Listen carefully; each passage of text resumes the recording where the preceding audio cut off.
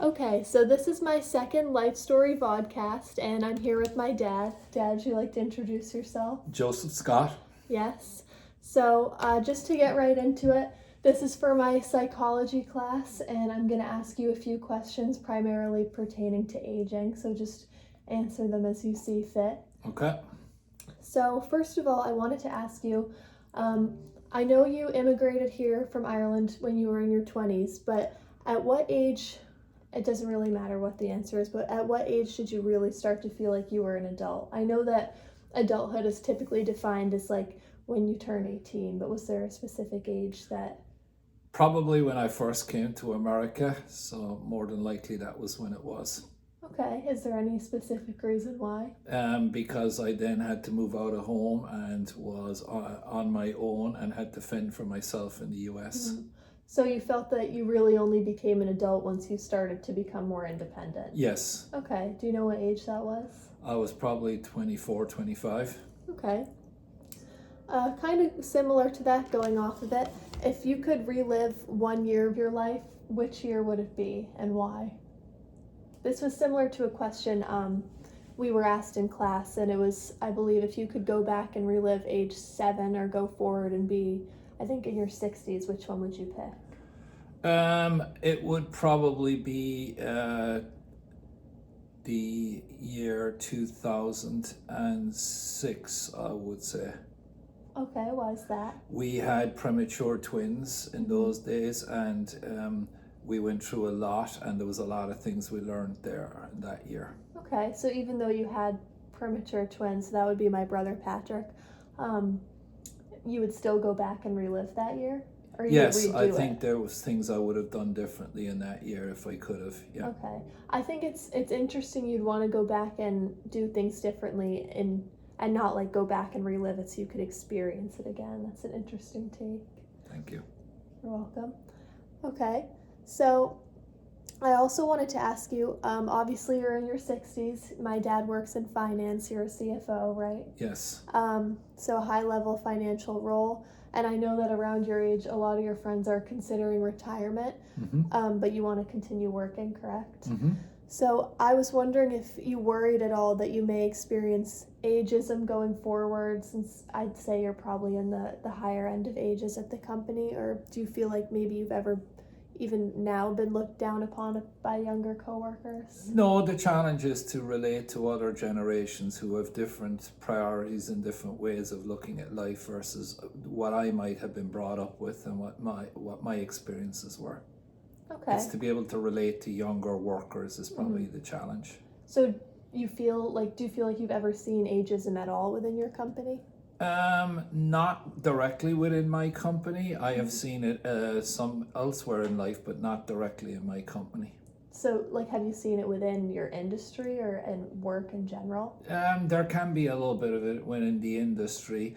Generally, though, it's a little bit different. There, people are looking for folks that have more experience, and the older you get, the more experience you have. So there might be a positive impact to it there. Okay, I feel like that's an interesting take, because when I hear about it, it's more like they want to bring in new, kind of just freshly graduated students who have like a fresh perspective, but you think experience may matter more in some cases. Well, I think the issue that the industry I'm in, which is the biotech industry, is facing is people that are older are tending to retire, and then the next level doesn't have the same experience. So there's more value put on those of us that are still not retired because we have that bit more of broader and depth of experience. Okay, so you may consider it an advantage then. Yes, as of currently it is, but the challenge of it is to keep pace with the high demands and the work-life balance. That becomes more difficult the older you get.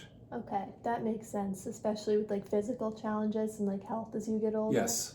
Okay. Kind of similarly to that, not just in like a workplace context, but do you feel that society in general may overlook older generations? Yes, I do. In what ways? In that I don't think that they consider that folks with more that are older have more deeper life experiences and may be more able to deal with adversity than those that are younger, so they don't get recognized and maybe valued as much, that life experience. Do you feel like at any time you've been overlooked just in life in general, like in a day-to-day setting? Not me personally, but I think there are friends of mine that have been, yes. Okay. Any specific examples? A couple of my friends have been overlooked for CFO roles because even though they had the relevant experience, it was felt that they might not be able to keep up with the pace of the job. But you think they would be able to keep up? Potentially, yes. Okay. Yeah. That's interesting. Yeah, I do think society has a very negative connotation of older people, and then it's funny because I feel like they'll reach that age and look back and realize that they were incorrect. Yes.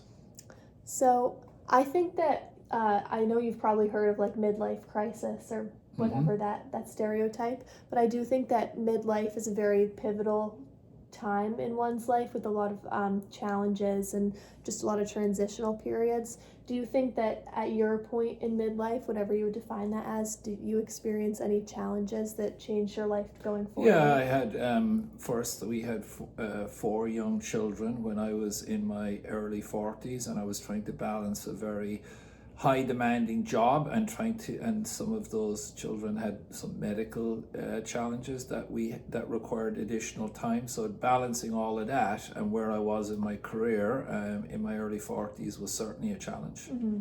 Do you think that impacted like you as a person now, like in how you live your life going forward after that? I think point? it gives you greater priority, gives you greater understanding what's really important and what's not, and that you have to pace yourself. Okay. So would you say maybe your midlife was the most challenging point that you've experienced Yes, to date? I would. Okay. Yeah. I think that tracks with what I've learned. I'm interested to see how my midlife potential crisis goes. Hopefully better. Yeah, hopefully. And then, so I know that our family has a history of dementia. I know Granddad had dementia. Yes. So based on that and other genetics, any genetic history, do you think that you approach planning for the future differently Yes. than most would? Yes. So I'd say how that's reflected is I do not do some of the things that my parents did, which was one of them smoked extensively and didn't really take care of his health as much as he should. So I've tried to avoid some of those similar things. Do you think that, so my granddad was a lifelong smoker, right? Yes. Do you think that played a part in his, like, getting dementia? It potentially had an impact on his health later in his life. I also think it's really important that you socialize, because one of the things I observed with him is that he withdrew into himself, and I think it's important that you live an active lifestyle and that you socialize. So as an example, I try to play golf regularly so that I can get out there and socialize. I knew you'd work golf into this conversation somehow. Yeah, but to be fair, that is a good way to balance work and family and everything, Yes. to make sure you're going out and socializing. And I will say, I'm sure that being inside so much and not being as interactive did play some part in. And I would say you especially need to do that if you're working remotely like me, where you're cut off from daily interactions with people. Do you think that will become a challenge in the future now that COVID is in the past and people, like so many people, are working remote? I do. I certainly do, because I think all of the technology can take you to a certain degree, but you lack the human connection, which is important for you to keep connected with people and stay fresh. Yeah, I feel like people don't see how important that connection actually is, and they're just like happy that they get to be working remote, and they don't know how it might actually impact them on a mental or physical level. Agreed. So that's interesting. And then kind of going off of that, we learned about dementia, specifically Alzheimer's. I know Granddad didn't have Alzheimer's, but my mom's mom did. Do you think that Granddad was still himself, like in the later stages of dementia? Like, definitely not. No, his personality became more withdrawn.